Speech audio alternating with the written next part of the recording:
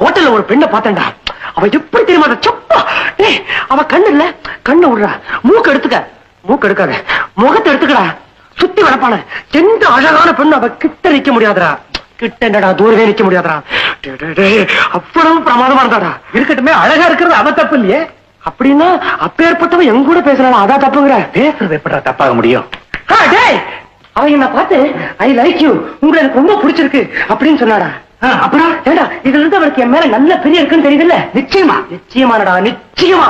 அவ பிறந்த நாளைக்கு எனக்கு மாத்திரம் தான் அழைப்பு அனுப்பிச்சிருக்கா, எந்த பையனுக்கு அனுப்பல தெரியுமா?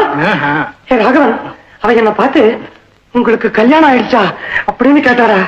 கேட்டாளா? சாமா கேட்டுட்டு சும்மாதான் கேட்டேன் அப்படின்ட்டாடா. சிரிச்சு மழுப்பிட்டாளாக்கா? காலேஜ்னு ஒண்ணு இல்லன்னா பொழுது போற தெரியாம எவ்வளவு மணி நேரம் வேணா உங்க கூட பேசிட்டு இருப்பேன் அப்படின்னு சொன்னாடா. சுந்தரம், சந்தேகமே இல்லை. முக்கியமான விஷயம்,